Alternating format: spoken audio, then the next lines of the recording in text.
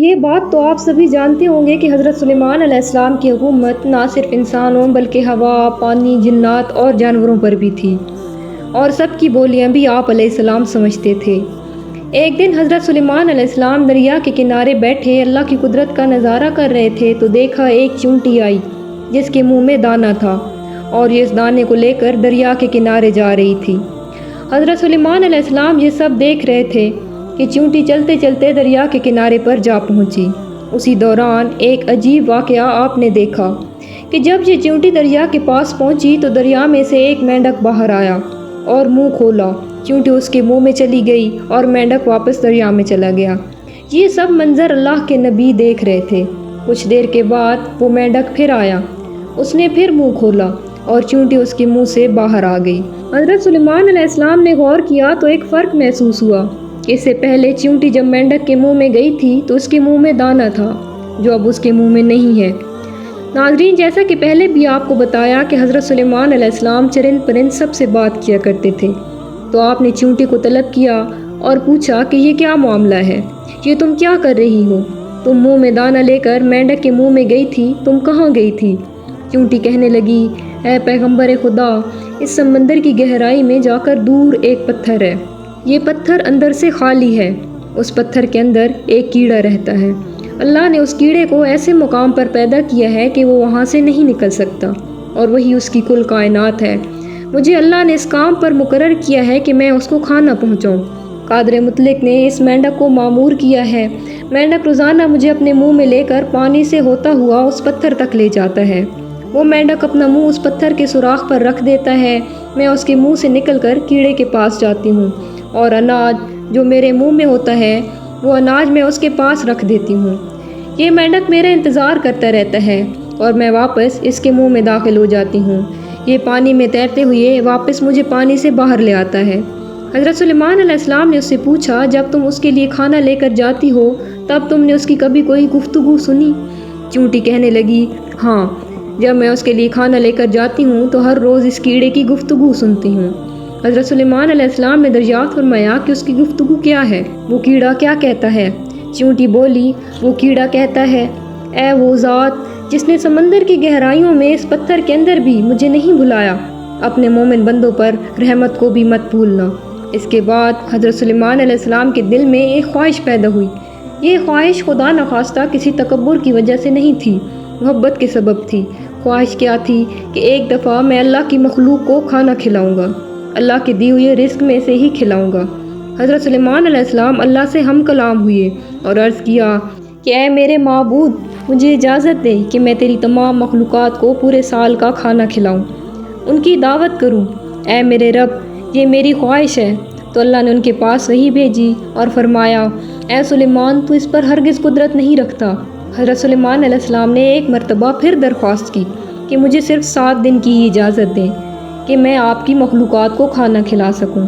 اللہ تبارک و تعالیٰ نے ایک مرتبہ پھر فرمایا، اے سلیمان، تو اس پر ہرگز قدرت نہیں رکھتا۔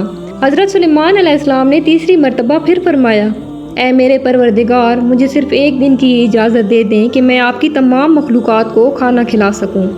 اللہ تبارک و تعالیٰ نے تیسری مرتبہ پھر فرمایا، اے سلیمان، تو اس پر قدرت نہیں رکھتا۔ بہرحال اللہ تعالیٰ نے حضرت سلیمان علیہ السلام کو 1 دن کی اجازت دے دی کہ وہ دنیا کی تمام مخلوقات کو کھانا کھلائیں۔ آپ علیہ السلام کو اجازت مل گئی تو آپ نے تمام جنات اور انسانوں کو حکم دیا کہ وہ تمام کے تمام ان چیزوں کو جو زمین پر حلال ہیں، یعنی گائے، بیل، بکریاں، دمبے وغیرہ، اور ان تمام چیزوں کو جو جنس حیوان میں سے ہیں، یعنی پرند وغیرہ، ان سب کو جمع کر لیں۔ جنات اور انسانوں نے مل کر ان تمام چیزوں کو حضرت سلیمان علیہ السلام کے سامنے پیش کر دیا۔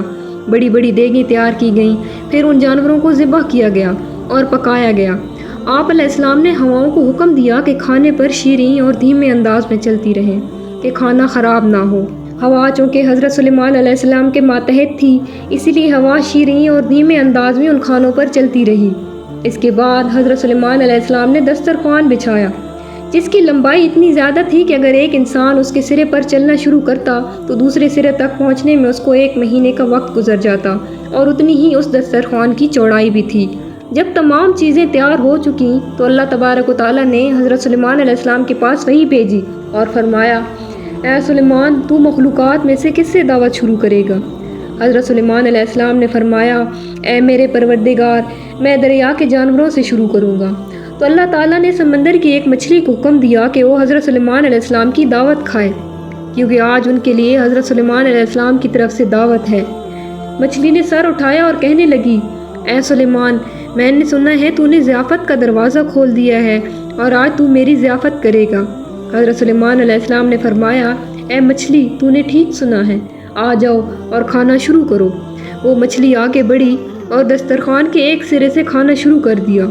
مچھلی نے اس قدر کھایا کہ کچھ ہی دیر میں سارا دسترخوان صاف کر دیا، اور اس کے بعد آواز لگائی، اے سلیمان، مجھے کھانا کھلاؤ اور میرا شکم سیر کرو، میرا پیٹ ابھی تک نہیں بھرا۔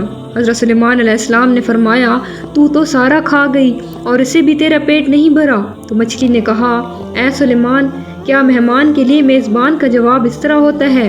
اے سلیمان، آپ خوب جان لیجئے، جو کھانا آپ نے کئی روز سے بنایا تھا، جس کھانے کو بنانے میں آپ کو کئی دن لگ گئے تھے، اتنا کھانا میرا پروردگار ایک دن میں مجھے 3 مرتبہ پہنچاتا ہے، اور آج تک کبھی بھی اس میں کمی نہیں ہوئی۔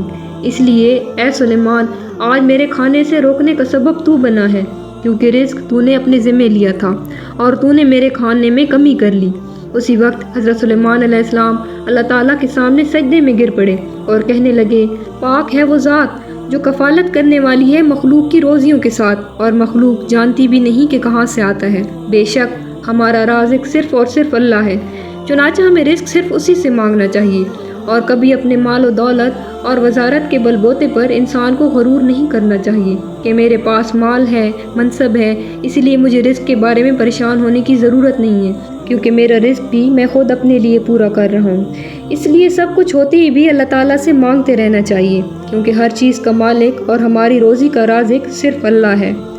ناظرین، آپ کو ہماری آج کی ویڈیو کیسی لگی؟ کمنٹ میں ضرور بتانا، اور آپ سے گزارش ہے کہ ہمارے چینل کو سبسکرائب کر دیں۔